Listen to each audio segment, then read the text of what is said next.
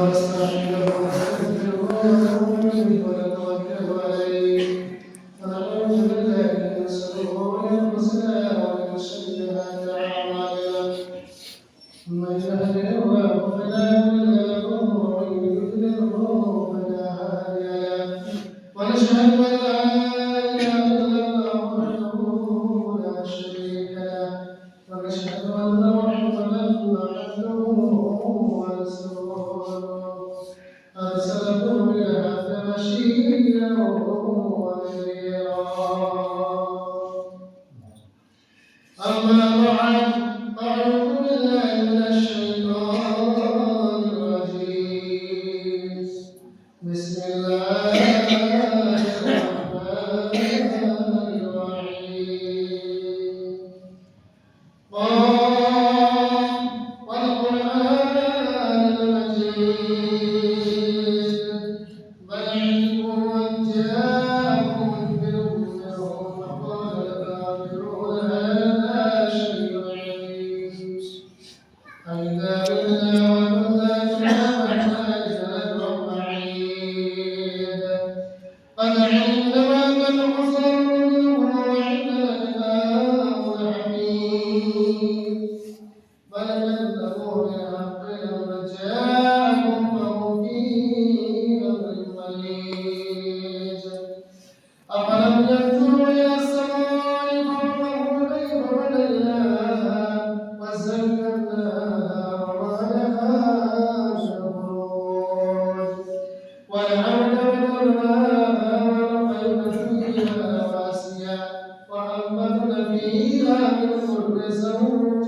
بهيج تبصرة وذكرى لكل عبد منيب ونزلنا من السماء ماء فأنبتنا به جنات وحب العسير والنخل باسقات لها طلع مجيد رزقا للعباد وأحيينا به والنخل بيتا كذلك الخروج كذبت قبلهم قوم نوح وأصحاب الرس والثمود وعاد وفرعون وإخوان لوط وأصحاب الأيكة وقوم تبع كل كذب الرسل فحق وعيد أفعالين بالخلق انقلب لهم في نفس يرقدون جديد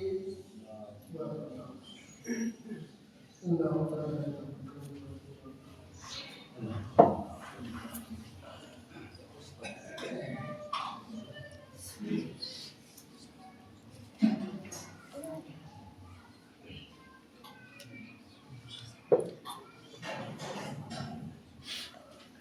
نحمده ونصلي على رسوله الكريم أما بعد فإن خير الحديث كتاب الله وخير الهدي هدي محمد صلى الله عليه وسلم وشر الأمور محدثاتها وكل محدثة بدعة وكل بدعة ضلالة وكل ضلالة في النار أعوذ بالله من الشيطان الرجيم بسم الله الرحمن الرحيم أقم الصلاة إن الصلاة تنهى عن الفحشاء والمنكر ولذكر الله أكبر وقال الله تعالى في موضع آخر بسم الله الرحمن الرحيم أقيموا الصلاة ولا تكونوا من المشركين وقال الله تعالى في موضع آخر بسم الله الرحمن الرحيم قد أفلح المؤمنون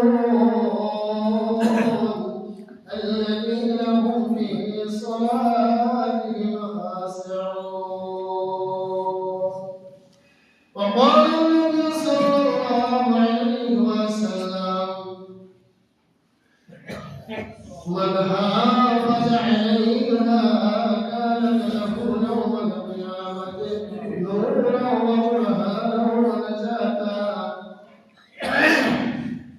ومن لم يحافظ عليها لم تكن له نورا وبرهانا ونجاة وكان مع فرعون وقارون وهامان وأبي بن خلف وقال النبي صلى الله عليه وسلم أول ما يحاسب به العبد يوم القيامة الصلاة فسد وسائر عمله وإن فسدت فسد سائر عمله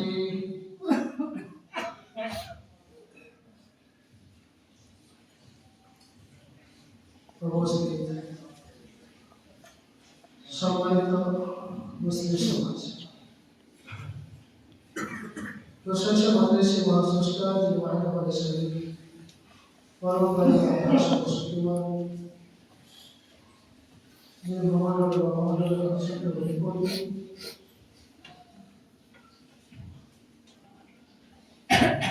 সেই মহাস্রষ্টার প্রশংসার পরপরে আমাদের নূর শক্তি দ্বারা বর্ষিত আল্লাহ তাআলার মুস্তাফা মুহাম্মদ মুস্তাফা সাল্লাল্লাহু আলাইহি ওয়াসাল্লাম মহাগ্রন্থ পড়ে যে আয়াত আশহাদু মুহাম্মদ সাল্লাল্লাহু আলাইহি ওয়াসাল্লাম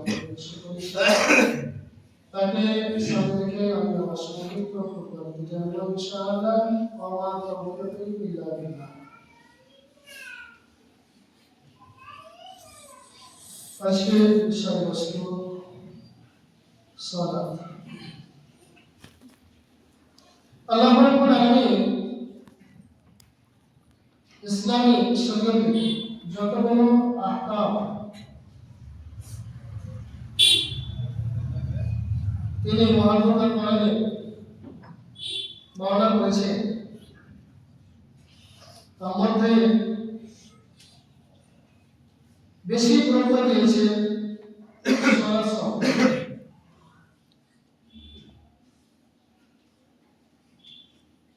প্রায় 82 জায়গাতে আল্লাহ রাব্বুল আলামিন মহাগ্রন্থ কোরআনে সালাতের কথা বলেছেন।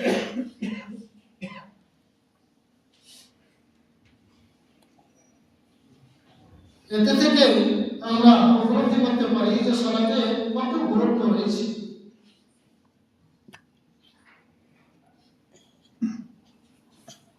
যতগুলো ইসলামী বিধান রয়েছে তার মধ্যে ব্যতিক্রমী বিধান হচ্ছে সালাত।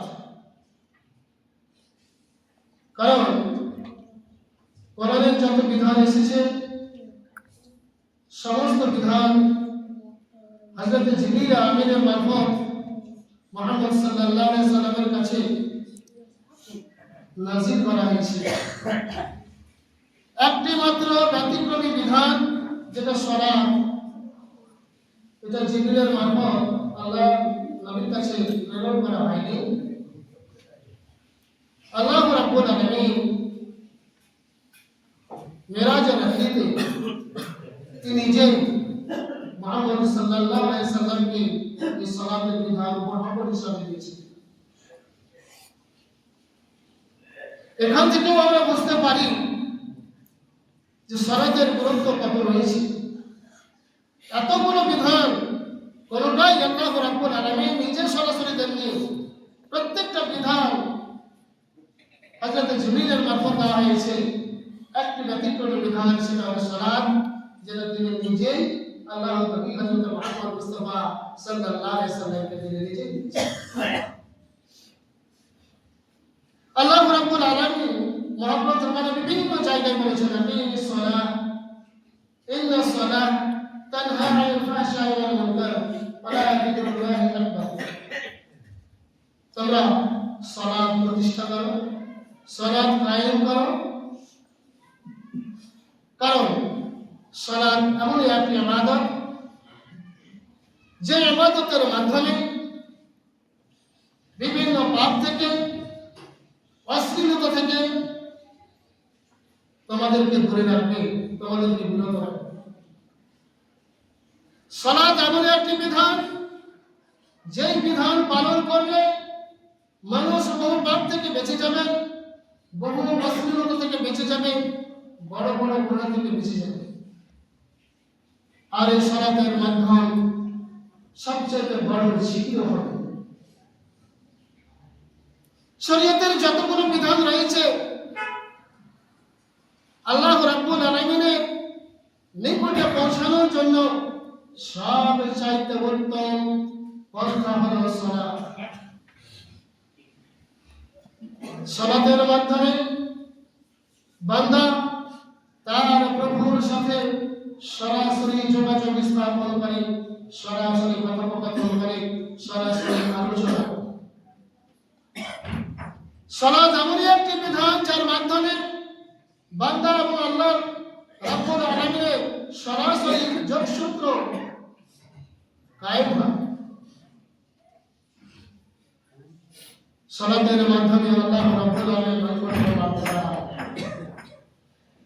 যখন বান্দা সালাতে মশগুল হয়, তখন মহান স্রষ্টা এবং বান্দার মধ্যে কোনো পর্দা থাকে না, কোনো হাত থাকে না, কোনো ওয়াল থাকে না, কোনো দেওয়াল থাকে না, সরাসরি সে যোগাযোগ হয়।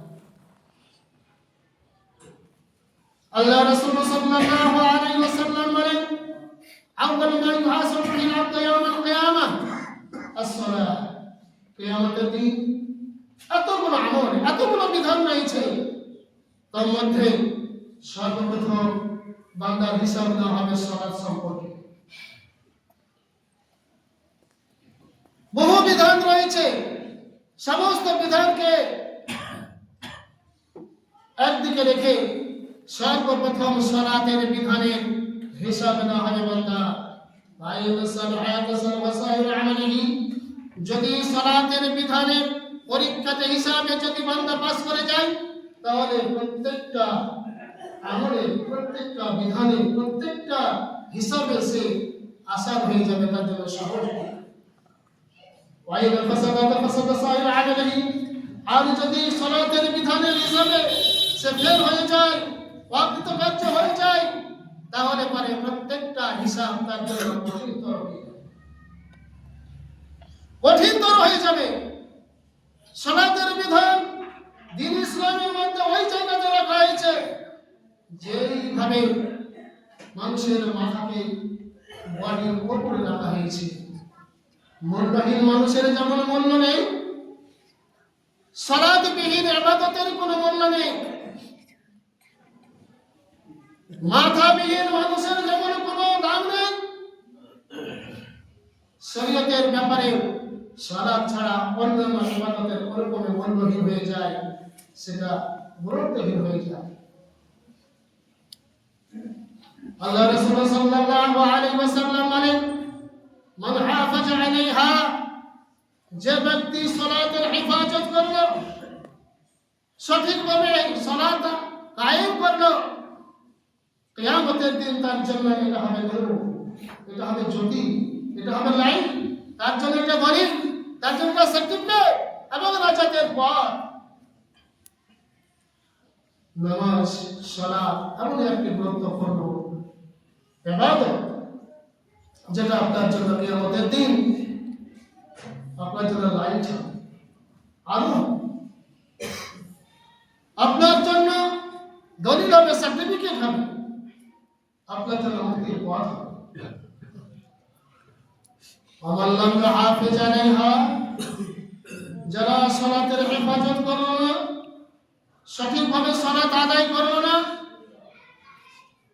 লাম তাকুন লাহু, তার জন্য কিয়ামতের দিন এই সালাত না তার জন্য লাইটের কাজ দিবে, না তার জন্য সার্টিফিকেটের কাজ দিবে, না তার জন্য নাজাত বা মুক্তি দিবে।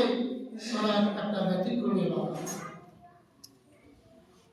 বরং তারা যারা সালাতকে অবহেলায় কাটিয়ে দিবে, যারা সালাতের বিধানকে যারা মানতে রাজি নাই, যারা নিজ জীবনে বাস্তবায়িত করেনি, কিয়ামতের দিন তাদেরকে ফিরআউন, কারুন, হামান, উবাই ইবনে খালদ এরকম একটা যারা দুর্ধর্ষ পাপী, যারা ইসলামের ইতিহাসে যারা সবচেয়ে ঘৃণিত ব্যক্তি, তাদের সঙ্গে তাদের হাসর হবে, তাদের তরফভুক্ত তাদেরকে করা হবে, কিয়ামতের দিন ফেরাউনের সাথে ওঠানো হবে, কারণের সাথে ওঠানো হবে, আমাদের দলভুক্ত করা হবে।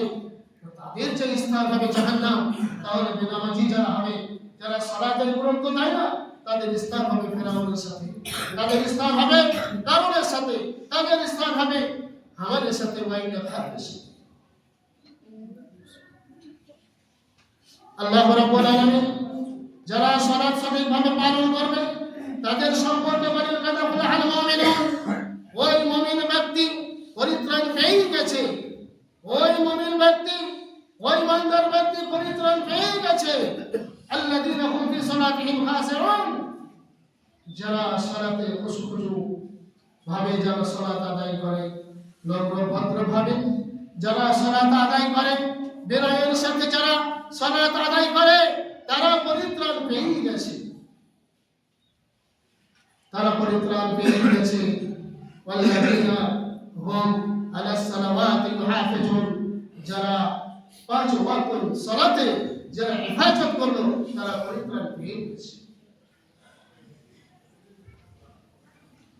রাসূল কারীম সাল্লাল্লাহু আলাইহি ওয়াসাল্লাম বলেন, ইসলামের স্তম্ভ হচ্ছে, মূল স্তম্ভ পাঁচটি। প্রথম হলো কালিমা শাহাদাত, আশহাদু আল্লা ইলাহা ইল্লাল্লাহ ওয়া আন্না মুহাম্মাদান আবদুহু ওয়া রাসূলুহু,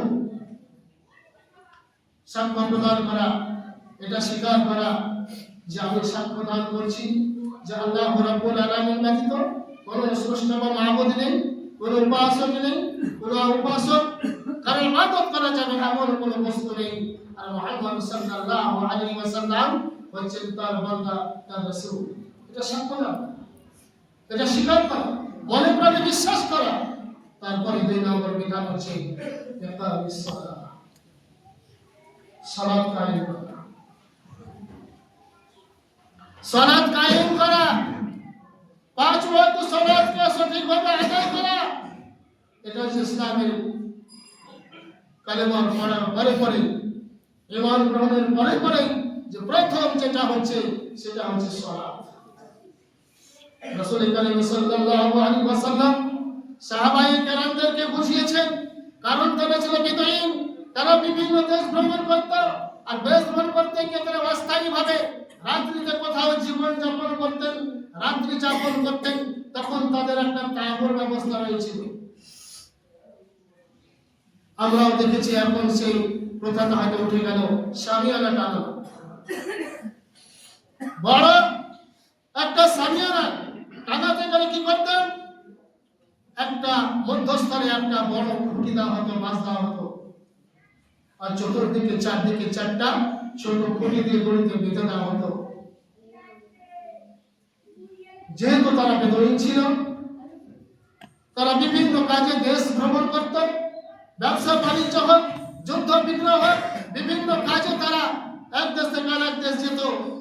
আর আমাদের মতো তো ঘনবসতি নয়, ফাঁকা ময়দান, হয়তো দিনের পর দিন হয়তো চলতে গিয়ে তারপরে একটা গ্রাম বা শহর পেত দুর্গম মরুভূমি, হয়তো মরুভূমিতে পড়ে গেল রাত্রি, সেখান থেকে রাত্রি যাপন করতে হবে, সেখানে একটা তাঁবু টেনে দিল, মিডিলে একটা লম্বা খুঁটি দিয়ে দিল, আর চতুর্দিকে কি করলো, চারটা ছোট ছোট খুঁটি দিয়ে দিল, বাঁধন দিয়ে দিল, এইভাবে তারা রাত্রি যাপন করতে একটা ঘর তৈরি করল। রাসূল কারীম সাল্লাল্লাহু আলাইহি ওয়াসাল্লাম বোঝাতে চাইলেন, মিডিলের যে বড় খুঁটি, যেমন মিডিলে যে খুঁটি দেওয়া হলো, স্তম্ভ দেওয়া হলো, এটা হচ্ছে সালাত, এটাই হচ্ছে সালাত, এটাই হচ্ছে সালাত।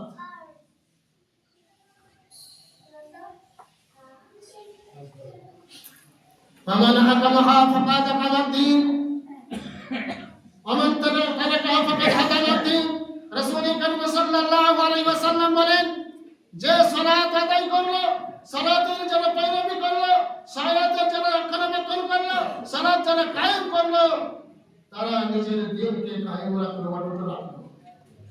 ওমান তারাকাহা, যারা সালাত আদায় করলো না, ছেড়ে দিল, জেনে শুনে যারা সালাতকে তারা ত্যাগ করলো, তারা নিজের ধর্মটাকে, নিজের দিনটাকে শেষ করে দিল, ভেঙে চুরমার করে দিল, বিনষ্ট করে দিল।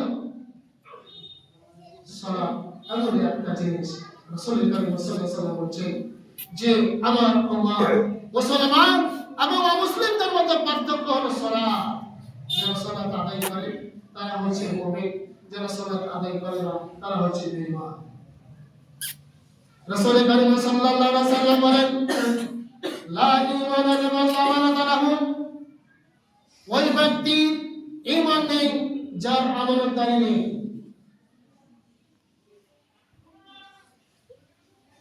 ওয়ালা সালাতা লিমান লা তাহুরা লাহু, ওই ব্যক্তির সালাত নয়, সালাত কবুল হবে না যে পবিত্রতা অর্জন করবে না। ওয়ালা দীনা লিমান লা সালাতা লাহু, ওই ব্যক্তির দিন ধর্ম নেই যার মধ্যে সালাত নেই। রাসূল করিম সাল্লাল্লাহু আলাইহি ওয়াসাল্লাম এখানে বোঝাতে চাইলেন সালাত হচ্ছে মুসলিমের পরিচয়, একজন মুমিনের পরিচয় হলো সালাত। সালাতের মাধ্যমে তার পার্থক্য করা হবে, যে সালাত আদায় করবে, নামাজ আদায় করবে, সে ব্যক্তি হলো মুমিন, আর যে ব্যক্তি সালাত নাই সে হলো বেঈমান, সে হলো কাফির, সে হলো মুশরিক, সে হলো ফাসিক, সে হলো ফাজির, তার মধ্যে ঈমান নেই।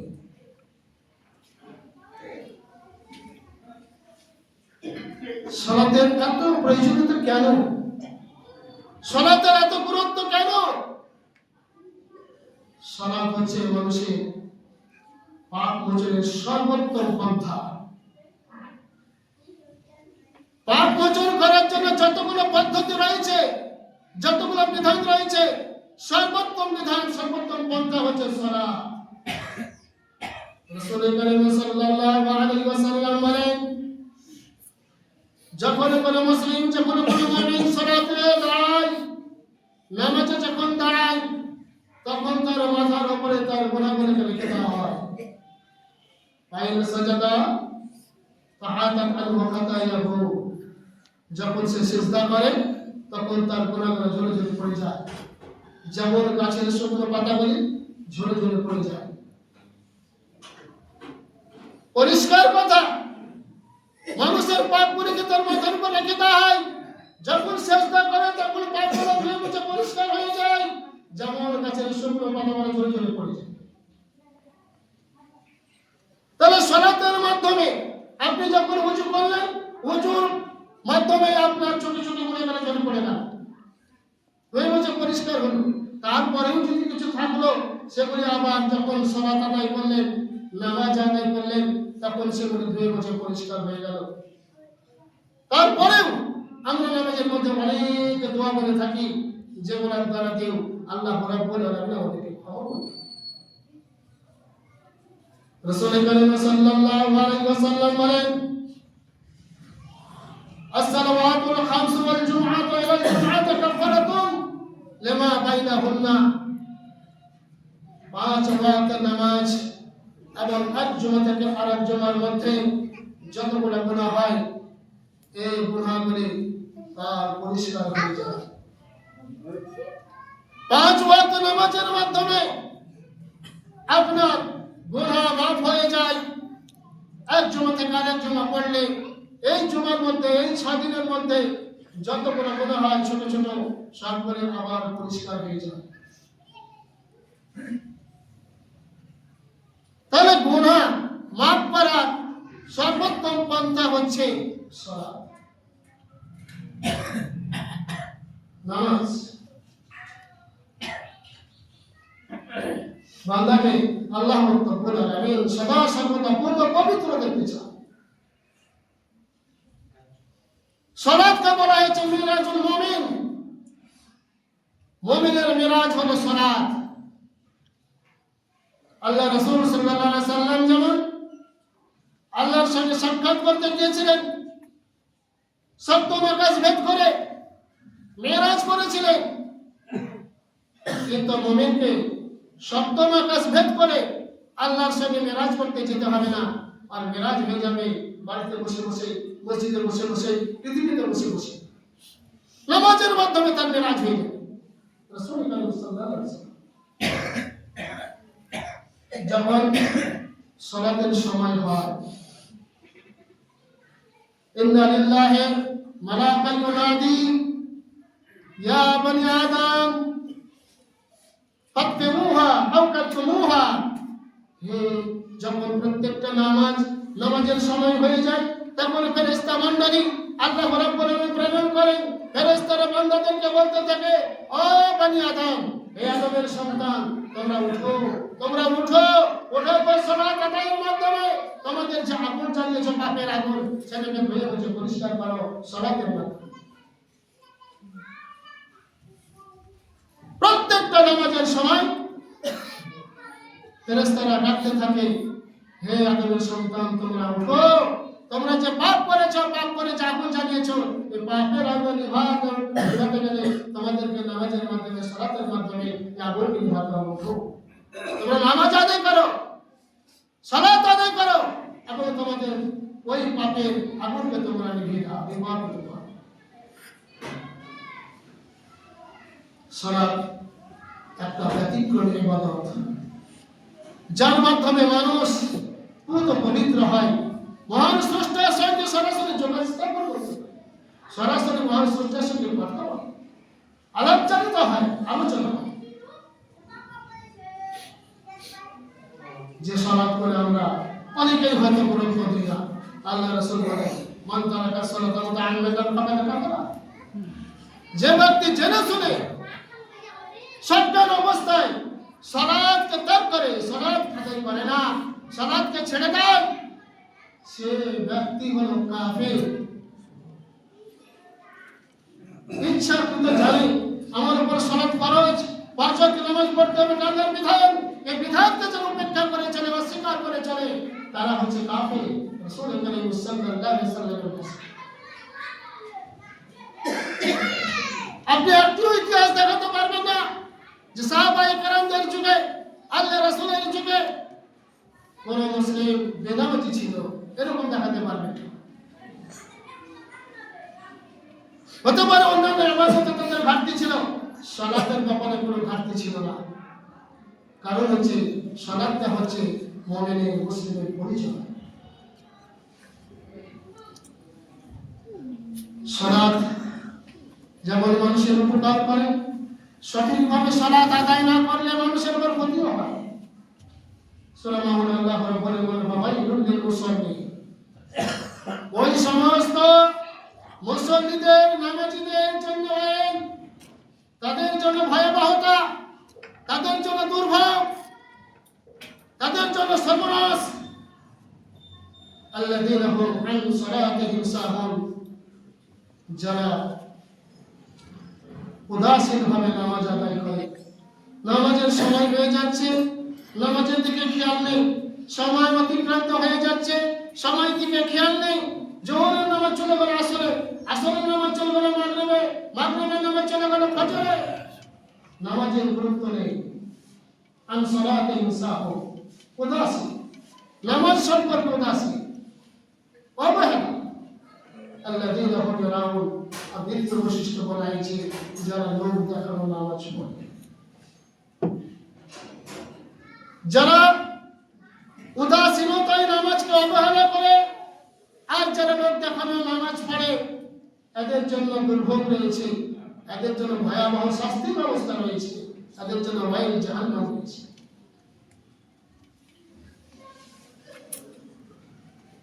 আপনারা প্রত্যেকের সজ্ঞান ব্যক্তি, প্রত্যেকেরই যথেষ্ট জ্ঞান রয়েছে, এই জ্ঞানকে কাজে লাগান। ভুল করে আপনারা হাদিস ও কোরআন শুনছেন, শোনার বা জানার কোনো অভাব নেই, অভাবে আপনার আনন্দ। এত শোনার পরেও আপনাদের আমল নেই, আমল করছেন না, কাজে পরিণত করছেন না, সেটাকে মানছেন না, নিজ জীবনে বাস্তবায়িত করছেন না, এটা আপনাদের জন্য খুব ক্ষতিকর। অজানা পাপ আল্লাহ তাআলা মাফ করবেন হয়তো, জেনে শুনে পাপ করাটা বড় অপরাধ। আমরা প্রত্যেকেই জানি 5 ওয়াক্ত নামাজ ছাড়া আমাদের গত্যন্তর নেই।